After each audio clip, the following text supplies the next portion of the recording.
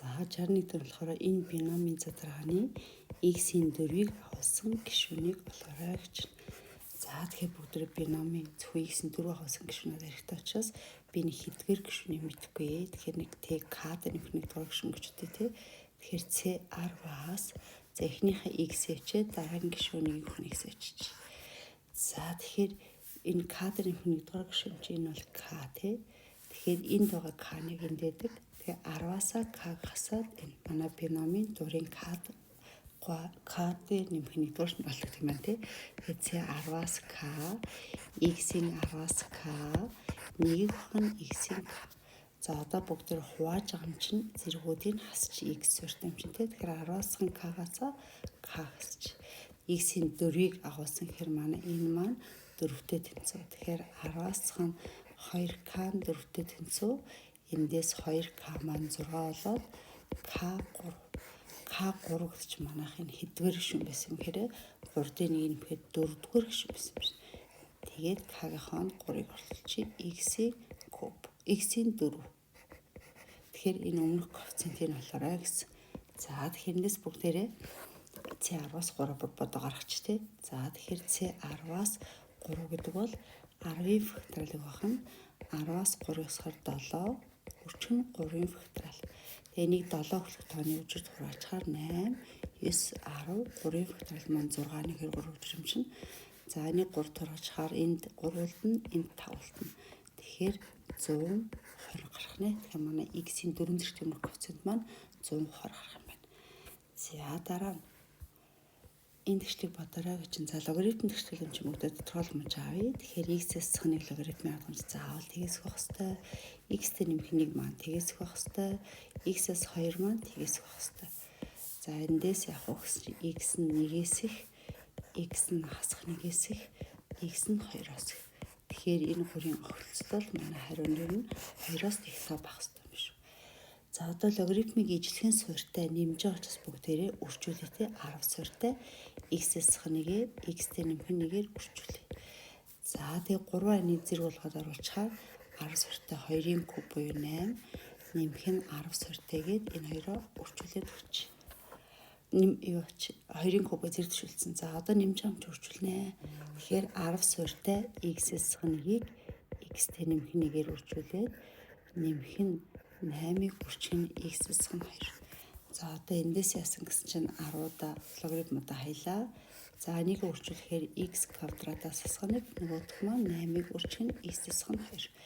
Тэгэхээр x квадратаас хасах 1 тэнцүү 8 x-ээс хасах нь 16. X-ийн квадрат 8 маань урагшаа гараад хасах нь 16-ш нэмэх 16 буюу нэмэх нь 15. За эндээс фитийн чармаар шийд болохоор нэг шийд нь 3, нөгөө шийд нь 5 болох нь харагдаж байна. За тэгэхээр бүгд яах вэ? Тодорхойлмж маань x нь 2-оос их тавих хэрэгтэй шүү. Тэгэхээр хоёулаа 2-оос хэмж манай хариу нь 3/2 хоёулаа юм бахнэ. За энэ тэнцэл бишийн энэ засвар дахь шийдэл боллоо гэж. За тэгэхээр бүгдээрээ синус x-ийн нэгж тойрогыг зурчнаа. За нэгж тойрог дээр буюу 1 радиустай тойрог дээр энэ x энэ y. За синус маань болохоор y-т хэлэх. Тэгэхээр манай өрбөл синус x нь 2-ны 1-ээс хас 2-ны язууд 3-ын хооронд хасах 2-ны 1-ээс 2-ны язууд 3-ын хооронд гэх маань y маань хасах 2-ны 1-ээс 2-ны язууд 3 буюу хасах 2-ны 1 маань энд за энэ чинь 1 гэсэн хасах 1 гэсэн юм чи тий. Нөгөөх нь энд 1 байгаа юм чинь 2-ны язууд 3. За энэ хоёрын хооронд байх бүгдээр шийдэх юм байна. Энэ за тэгсэн чинь надад нэг завсар өгсөн. Хаана гэсэн чинь 90-с 100-ны хооронд. Гэсэн чинь манайх чи эндээс эхлээд тэг ийшээ очлоо 90 градус. Энд ирлээ 180. Буцаад ийшээ тойрлоо 270. Ингээд тойрлоо 360 те. Тэгэхээр 90-с 180 гэдэг маань 90 градусаас 180 хооронд буюу одоо би тэрийг энэ давхар зорч 90-с 100 яа тэгэхээр энэ хооронд гэсэн. Тэгэхээр 90-с 180 хооронд манай энэ цэгэр зураастай давхцаж байгаа хэсэг маань аль хэсэг вэ гэсэн чинь одоо бүгдээрээ энэ хэсгийг авах гэсэн. Энэ. За тэгэхээр энэ хэсгийг авах нэ бүгдээ. За тэгэхээр энэ бол 180 гэдэг нь тодорхой байна тий. Тэгэхээр энэ цэг л болчих. За энэ цэг маань юу гэсэн чинь 2-ны язууд руу 3 маань синус хэдэн градус удуулъя гэсэн чинь 60 градус утга. Тэгэхээр энэ 60 градус. За ингээд олбочих. Энэ маань яг адилхан 60 градус. Тэгэхээр би энийг олохын тулд координат хийхээс энэ онцгийг олно гэсэн үг шүү дээ. Тэр энэ 60 чинь маань 120 байгааз. За тэгэхээр би энэ зөвхөн олыг би 180-аас энэ 60 градусааслаа 120 градус. Тэгэхээр манай хариу нь 120 градусаас 180 хооронд. За энэ 180 минут орсон байна те. Тэгэхээр 180 хооронд гэх нь энэ тэнцвэртэй юм байна. Тэгэхээр 120 градус бол 3-2 пи 180 градус маань пи. Тэгэхээр 180-аас 120-оос 180 хооронд байна. За дараа тэгшинс гурвалжны катод 1-3 харьцаатай. За тэгшинстэй гурвалжны катод 1-3 харьцаатай чинь нэг нь 1x хахад нөгөөх нь 3x гэсэн үг. Тэгээд талбай нь 15 гэж. Талбайгаа тэгшинс гурвалжин чинь бүгд 2 катыг өртөөд 2 дугаар тэгснэ талбай нь 15 өгсөн. Тэгэхээр эндээс 3x квадрат маань 30 болоод 3 тухаар x квадрат маань 10. Эндээс x маань язгуудар 10 байна. За ингээд 30 талуудыг мэдж байгаа гэсэн үг. Тэгснэ уг түүнийг багтаас нь дугуй гэж. Тэгэхээр манай энэ тэгшинс гурвалжныг багтаас нь дугуйн талбай болно. Тэгшинс гурвалжин маань тойрогт багтахаар яг гипносны диаметр болдог. Тэгэхээр би дугуйн талбайг болохын тулд надад радиус хэрэгтэй тийм. Радиус нь манай тэгшинс гурвалжны гипноз юм шүү дээ. За Пифагорно гипнозын квадратыг олохдоо 1 катын квадратыг нөгөө катын квадратыг нэмээд өгч. Тэгэхээр 9x квадрат нэмэх нь x квадрат буюу 10x квадрат. За эндээс болохоор би нөгөө радиус олох гэдэг шүү дээ. Квадрат нь 110-ыг хүчин x квадрат гэдэг нь x-ийн язгуудар оромжин квадрат нь 10. Тэгэхээр 100 юм шүү дээ. Тэгвэл 2-ээр квадрат нь 100 болоод эндээс 2-ээр маань 10 юм шүү дээ. Тэгэхээр радиус нь 5 радиустай дугуй юм байна. Тэгэхээр бүгд дугуйн талбайг яаж олох вэ гэж p-г үрчин радиусын квадрат буюу радиусын квадрат 5 юм чинь 25 пи болох юм. Тэгэхээр зөв хариу нь 25 пи болох нэ. За 65. А хотоос 360 км зайтай Б хот орохоор А хотоос 360 км зайтай Б хот орохоор 1-р машин гараад 1 цаг босны дараа. За 1-р машин гараад иш ингээд 1 цаг явсан. Босны дараа түүнийг гүйцэхийн тулд 8 км илүү хурдтай. За энэ маань Б хортоос чинь араас нь гарч байгаа 8-аар илүү хурдтай машин гараад зэрэг гараад хөдөлжээ. Тэд уулзсангуудаа гэдэг чинь үс өгөөрэй. 2-р машин явсаар гад илүү хурдтай машины газар гүйцчих. За нөгөөдгөнд яваад энд ингээ гүйцсэн. За гүйцэнгүүтээ буцаж хоёулаа А Б хотод зэрэг хүрсэн гинэ. Тэд уулзсангуудаа 2-р машин буцаа явсан. 2-р машин маань одоо эндээсээ буцаад иш явцсан. За тэр хооронд маань 1-р машин маань явсараа бид очсон. За хоёулаа нэгэн зэрэг очсон гэж байна. Тэгэхээр хугацааныг адилхан гэсэн үг тийм. За тэгэхээр эхлээд бүгдээ яасан бэ гэсэн чинь 1-р машин маань 1 цаг явцсан байсан. 1 цаг явсан гэдэг чинь 1-р машин маань ямар зам явцсан байсан бэ гэж Б хурдаар 1 цаг явцсан байсан. За тэгэхээр явсан зам нь Б гэсэн үг. Тэгээд нөгөөх нь гараад энд гүйцсэн гэхээр би одоо 2-дугаар явсан энэ хугацааг олъё л да. 2-дугаар явсан хугацаа. 2-дугаар нь энэ замд ямар хугацаанд явсан бэ гэхээр хоорондох заа нь Б байгаа тий. За хоорондох зайг одоо энэ зай гэсэн үг шүү дээ. Тэгээд хурдных нь зөрүүнд хуваахад одоо 2-дугаарынхаа хурднаас эхнийхээ хурдыг хасчих. Тэгэхээр яах вэ гэхээр 1 цагт 8 км илүү явдаг гэсэн үг шүү дээ. Тэгэхээр хоорондох зайг явсан зайг нь араас нь явж байгаа машины хурдны араас нь 8 км илүү хурдтай явж байгаа тийм. Тэгэхээр хоорондох зайг хурдных нь зөрүүнд хуваахаар хэдэн цагийн дараа гүйцэхийг гараад байна. Тэгэхээр энэ Т-ний гарч ирсэн. Тэгэхээр Б-нүүд нь стад би 2-дугаар машин ийм хугацаанд явсан байна. За тэгсэн чинь байна штэ. 2-дугаар хүн чинь ямар хугацаа туулсан гэсэн чинь энэ хүртэл явал буцаад яг тэр хурдаар ингэ явцсан. Тэгэхээр 2-дугаар хүн ингэ буцаад иш явахдаа ерөөсөө 2-дугаар хүний явсан хугацаа нь бол Т хугацааг 2 удаа явцсан. Өөрөвл 2-ыг үрчгэн Б хуваах нь 8 гэсэн.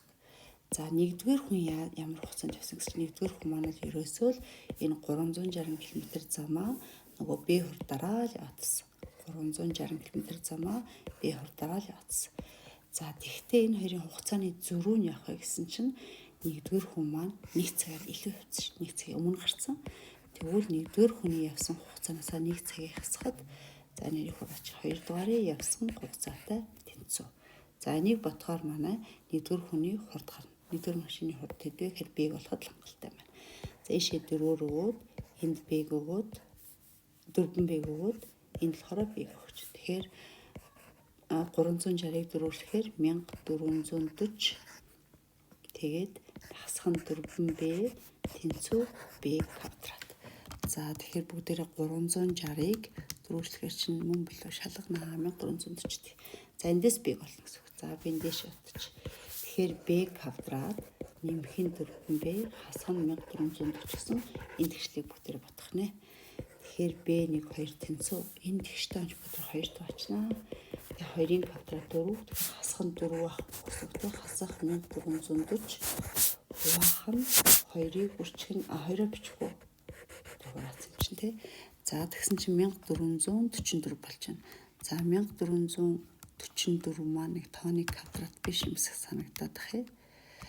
За энэ маань 38 юм шүү дээ. За тэгэхээр хэсэгч манай B1 маань хасах 2 дээр нэмэх нь хасах нь 38.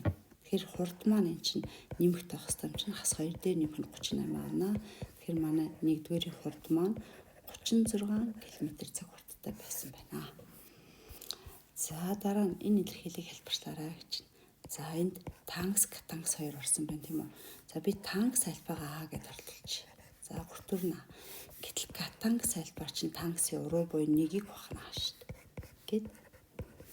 За тэгэхээр энд доороо бүгд ижил хоригчно энд А квадрат энд А хоригч. Тэгэхээр хүртүр нь 1 дээр нэмэх нь А квадрат хуваар нь ижил хорихоор А квадрат нэмэх нь А нэмэх нь 1-ийг хуваах нь А-гийн квадрат.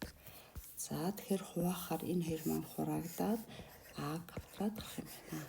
А чи юу гэж бүгд танкс илэрхийлсэн шүү дээ. Тэгээд танкс квадрат 2 альфа юм байна. За 67. За А Б нэмэлтийн шийдүүд бол энийг өгнө. Тэгэхээр А Б манай энэ квадрат гэртлийн шийд юм бол бүгдээрээ Витийн теоремоор x1-ийг сэрн нийлбэр нь x-ийн коэффициентийг эсрэгээр тэгэхээр хасах нэг гэсэн юм шүү дээ. Өмнөх коэффициент нь хуваана. x1-ийг сэр үржин болохоор юу вэ гэсэн чинь сул тоог байгаагаар нь аваад тэгээ өмнөх 5 гэсэн коэффициент тавьчихна. Гэсэн манай шийдвэр чи А Б шүү дээ. Тэгэхээр урбал А дээр нэмэх нь Б гэсэн үг шүү. Хасах 5-ны 1 А Б-ийн үржүүр нь хасах 5-ны 2 гэсэн үг.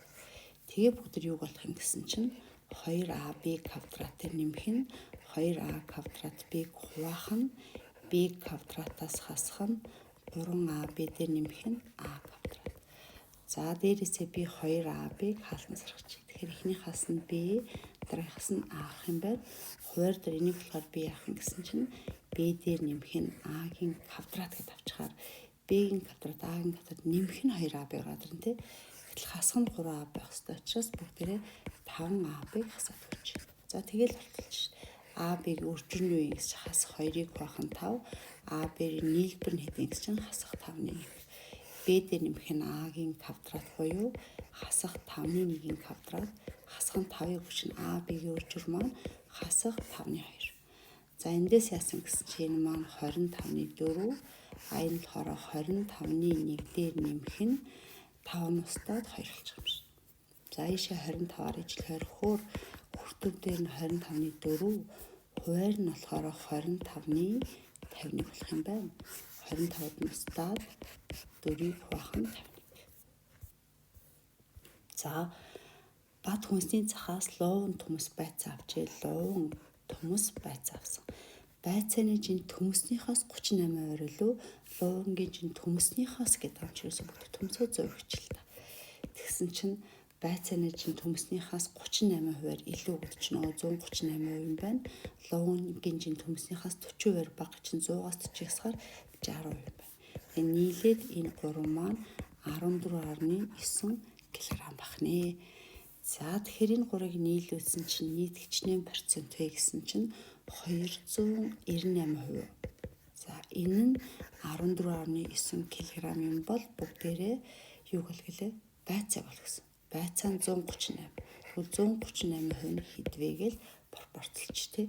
Тэгэхээр алхтаа бүгдээрээ энэ хоёроо үржүүлээд 138-ыг үржих нь 14.9 хуваах нь 298. За тэгэхээр бүгдээрээ 138-аа 14.9-оор үржүүлээд тэгээд 298 тавих нэ. Тэгсэн чинь 6.9 кг гарч. Тэгэхээр байцаа маань 6.9 кг байжээ. За 69 дахь бодлого нь зураг төгсөн ABC хуурсан. За би зөвхөн жоохон томруулаад сурч. AB BC-гээр адил хажуутай юм биш үү? AB BC буюу манайх адил хажуутай тэгшинстэй хуралж юм байна. За тэгээд надад энэ харьцааг гэсэн хараарай. EC-г харьцах нь BC-н нэгийг харьцсан 3 гэж. За энд нэг EC байгаа юм байна. Тэгээд би эндээс EC-гээ 1x гээд авчвал BC маань 3x юм шиг. Тэгэхээр энэ x бол энэ 3x юм байна. Тэгэхээр энэ биш ээ BC шүү. BC гэдэг нь бүтнээр шүү. Орвол энэ 1x байхад энэ бүр 3x юм байна. Тэгэхээр манай энэ үлдсэн энэ зайн 2x гэж тарлаа тий. Тэр адил хажуутай тэгшинстэй гурвалж учраас энэ маань 3x гэсэн үг. Тэгээ бид нар юу гэж өгсөн гэсэн чи энэ гурвалжны талбай нь 24-д өгсөн. Тэгэхээр энэ гурвалжны болохтой бүгдээ яах вэ гэсэн чинь AEC дэлбэг болохтой CE талыг энэ суурийг тийшээ босгонд нь 3x. Суур CE-г AB өндрөөр хөвчлээд 2 тавьчих. Гэсэн чинь манай CE маань биднээс нь тэмцэхээр x AB нь 3x. Тэгээ 2 таваас чинь талбай нь 24 гэж өгсөн юм байна. Тэгэхээр эндээс 3x квадрат нь 24-ийг 2 болгоход 48, x квадрат нь 48 3 дахаар 16 болоод манай x маань 4 юм байна. За геометрийн бодлого учраас 3-ны тал учраас нэмхийг авч байгаа шүү дээ. За одоо тэр юуг олох гэсэн бүтээж AB талыг олох гэсэн. AB маань 3x буюу бидний олох гэж байгаа хэмжээ нь 12 cm байх нь. Энэ функцийн график энэ зэгт татсан шүрэг чулуун ба координатын хэглүүдээр хашигдсан мужийн талбайг олох нь гурвалж ингээд зохиож уншиж байна. За одоо энэ зэгт татсан хэрбүүдээр 0 ингээд орлуулсан чинь x-ийнхаа 0-ыг тавьсан чинь яг 1 гарч байна. Тэгэхээр манай морид дээр очиж байгаа цэг мөн байна. За уламжлахаар 8-ны 1 үрчин 2x нэмэх нь 2-ны 1 үрчин x уламжлалт 1. За эндээ бүгд нөгөө x 0 0 гэсэн цэг байна шүү дээ. Энийг орлуулахаар манай наалалт нь 2-ны 1 юм байна. За тэгэхээр шүүх чулуунаа бичнэ гэхээр чинь y x гэж тавьж агаад энэ хоёр цэгийнхаа энэ цэгийнхаа x-ийн x-с нь y-ийн y-ийг насаад тэгээ манай наалалт нь 2-ны 1. Тэгэхээр манай шүүх чулуун маань 2-ны 1 x дээр нэмэх нь. За одоо хөлбөр уншия. Энэ функцийн график энэ зэгтсэн шүүх чулуун ба координат хэглүүдээр хашигдсан муж. Тэгэхээр шулуун ба координат хэглүүдэр гэж штэ. Тэгэхээр юу гэсэн үг вэ гэхээр одоо энд би энэ мөрийн энэ зэгтсэн шүүх чулуун маань энэ болчлоо. За 0-ыг болохоор 1. За би нэг чинь ингээ авч. За өшөө энэ чи хас 2-ыг тавьчихвал гоё таарах юм байна те. За хас 2-ыг тавихаар энэ яасан гэсэн чинь хураагдаад яг 0 гарч байна. Хас 2-ыг орлуулахаар энэ. Тэгэхээр ингээд холбочлоо. Тэгэхээр өгүүлбэр ингээ сайн уншиж шүү. Энэ зэгт татсан шүрэг чулуун ба координатын тэнхлүүдээр хашигдсан гэхээр энэ гурвалж байна. За тэгэхээр гурвалжлалбаг болно гэдэг чинь энэ катет урт нь 1, энэ катет урт нь 2 гэсэн уртаараа тэгэхээр тэгшинстэй гурвалж юм чинь энэ хэрэг үржээд 2 тавихаар манай талбай гарах нэ.